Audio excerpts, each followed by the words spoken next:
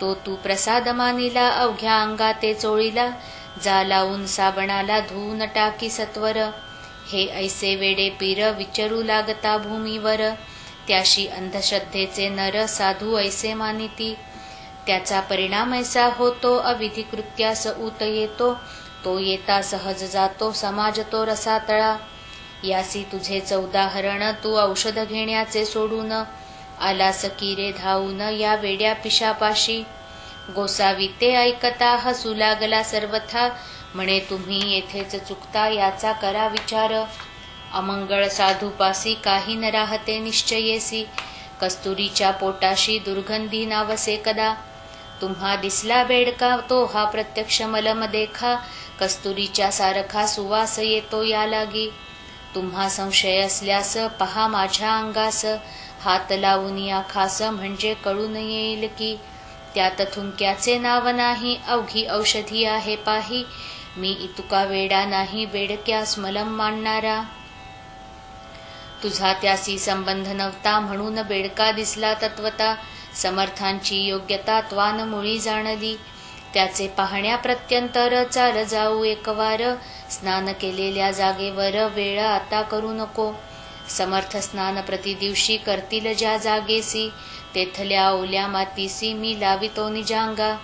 ऐसा संवाद तेथे झाला दोघे गेले स्नानस्थला, तो कुटाळासी आला अनुभव गोसाव्या परीच. मृत्तिका स्नानस्थलाची दोघांनीही घेतली साची, तो गोसाव्याच्या हाती बसली हो औषधी होऊन. तो गोसाव्याच्या हाती बैसली औषधी होऊन. कुटाळाच्या हातात ओलीच माती आली खचित, दुर्गंधी ही किंचित येत होती ती येला. तो प्रकार पाहता क्षणी कुटाळ घोटाळला मनी, कुत्सित कल्पना सोडून शरण गेला समर्था. असो कोणी गोसाव्या ते जवळ बसू देत नव्हते, हा दूर बसून भजनाते करी स्वामी पुढे नित्य. आवाज गंगा भारतीचा पहाडी गोड मधुरसाचा, अभ्यास होता गायनाचा त्या गंगा भारतीला.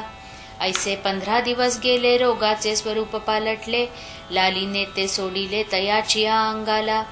चाफे झाले पूर्ववत भेगा पदीच्या निमाल्या समस्त, दुर्गंधीचा मोडला त्वरित ठाव त्याचा श्रोते हो. गोसाव्याचे ऐकून भजन होई संतुष्ट समर्थ मन, प्रत्येक जीवा कारण गायन हे आवडते. बायको गंगा भारतीची अनुसूया नावाची, ती शेगावी आली साची न्याया निजपतीला. संतोष भारती कुमार होता तिच्या बरोबर, येऊन पतीस जोडले कर चला आता गावाते. तुमची व्याधी बरी झाली ती मी दृष्टी पाहिली, समर्थ साक्षात चंद्रमौळी हेच आहेत हेच खरे की. मुलगा तेच बोलला म्हणे बापा गावी चला, पुसून गजानन महाराजाला येथे राहणे पुरे झाले. गंगा भारती म्हणे त्यावर मला नका जोडू कर, आजपासून साचार मी तुमचा खचित नाही. ही अनाथांची माऊली स्वामी गजानन येथे बसली, त्यांनी माझी उतरविली धुंदी चापट मारून. राख लाविली अंगाप्रत आणि चित्त तुझे संसारात, केलीस विटंबना बहुत या भगव्या वस्त्राची. ऐसे संकेते बोलले थापट्या मारून जागे केले, आता डोळे उघडिले संसाराचा संबंध नको. हे संतोष भारती कुमारा ने तू तुझ्या आईस नेई घरा, येथे नकोस राहू जरा सवडद जवळ करावे. हिचे जीवमान जोवरी तोवरी हिची सेवा करी, ही तुझी माय खरी हिला अंतर देऊ नको. मातोश्रींची करिता सेवा तो प्रिय होतो वासुदेवा, पुंडलिकाचा ठेवावा इतिहास तो डोळ्यांपुढे. मी येता सवडदात रोग होईल पुन्हा पूर्ववत, म्हणून त्या आग्रहात तुम्ही न पडावे दोघांनी. आजवरी तुमचा होतो आता देवाकडे जातो, नरजन्माचा करून घेतो काहीतरी उपयोग. हा वाया गेला खरा नराचा जन्म साजिरा, चुकेल 84चा फेरा ऐसे साच सांगितले. समर्थ कृपेने निश्चिती झाली मलाही उपरती, या परमार्थ खिरीत माती टाकू नका रे मोहाची. ऐसे सांगून कुटुंबाला मुलासह सवडदाला, दिले धाडून राहिला आपण तसाच शेगावी. पदपदांतरे समर्थांची आवडीने म्हणावी साची, त्या सकला गायनाची येत होती विबुध हो. प्रत्यहितो अस्तमाना एकतारा घेऊन जाणा, समर्थांच्या सान्निध्याना बैसून भजन करीतसे. ऐकून त्याचे भजन इतरांचेही हर्षे मन, वस्तू अशीच आहे गान रंजविणारी सर्वांते. हा गंगा भारती बरा झाला रोगाचा पत्ता मोडला, मलकापुरास पुढे गेला गजाननाच्या आज्ञेने. असो एकदा पौषमासी झामसिंगा आला शेगावासी, बोलता झाला समर्थासी माझ्या गावास चला हो. मम भाच्याच्या गृहाला अडगावी नेण्याला, मी आलो होतो आपणाला तई आपुला करार. ऐसा होता समर्था मी नाही येता आता, नको करू आग्रह वृथा पुढे मागे येईन. त्याला दिवस झाले बहुत चला आता मुणगावात, मी आहे आपुला भक्त माझी इच्छा पूर्ण करा.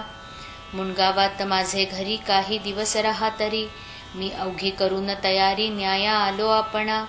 झामसिंगा बरोबर मुणगावी आले साधूवर, दर्शना लोटले नारी नर तो न आनंद वर्णवे.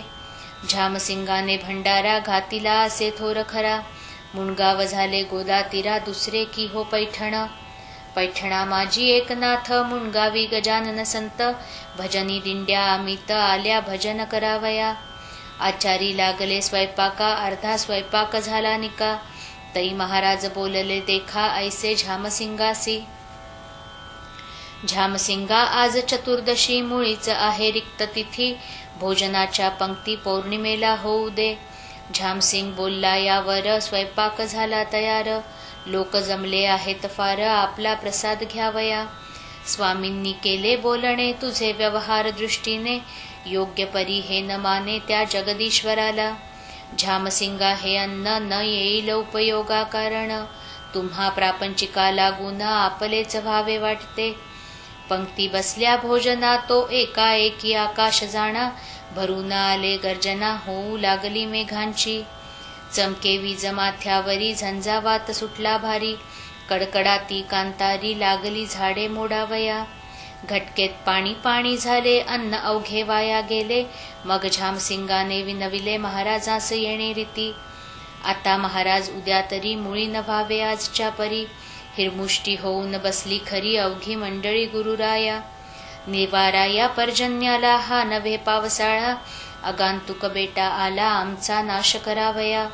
आता पाऊस पडेल तरी शेतीचे होईल, वाटोळे ते पहा सकळ मग म्हणतील लोक ऐसे. झामसिंगे केले पुण्य हा भंडारा घालून, ते भोवले आम्हा लागून वा खूप तरा पुण्याची. तई महाराज म्हणाले झामसिंगा ऐसा संचित होसी का गा, तुला न उद्या देईल दगा हा पर्जन्य कधीही. आत्ताच मी वारितो त्यासी ऐसे बोलो ना आकाशासी, पाहू लागले पुण्यराशी तो आभाळ फाकले. मेघ क्षणात निघून गेले सर्व ठाई ऊन पडले, हे एका क्षणात झाले अगाध सत्ता संतांची. दुसरे दिवशी पौर्णिमेला थोर भंडारा पुन्हा झाला, तो नियम चालला अजून त्या मुणगावी. झामसिंगाने आपुली इस्टेट सर्व अर्पण केली, महाराजांचे चरणी भली त्या मुणगाव ग्रामात. लोक त्या मुणगावात समर्थांचे झाले भक्त, पुंडलिक भोकरे म्हणून त्यात एक जवान पोऱ्या असे. हा उकिरड्या नामक कुणब्याचा पुत्र एकुलता एक साचा, भक्त झाला महाराजांचा ऐन तारुण्याभितरी. हे उकिरडा नाम वराडात पोर नसल्या वाचत, लोक नवसे ठेवितात ऐसा प्रघात त्या प्रांती. ते पेटय्या तेलंगणात केरपुंजा महाराष्ट्रात, तैसा उकिरडा वराडात नाव ठेविती बालकाचे.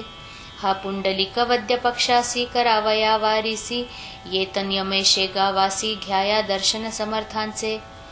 जैसे का ते वारकरी वद्य पक्षा माझारी, जाती इंद्रायणीचे तिरी देहू आळंदी गावाला.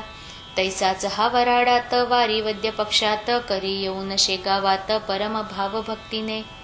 असो एकदा वराडात रोग ग्रंथिक सन्निपात, बळावला अत्यंत गाव बाहेर पडले की.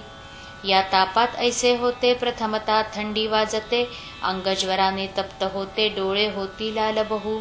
आणि कोठेतरी सांध्यावर ग्रंथी उठे सत्वर, ती होता करी जोर वात तिच्या मागुनी.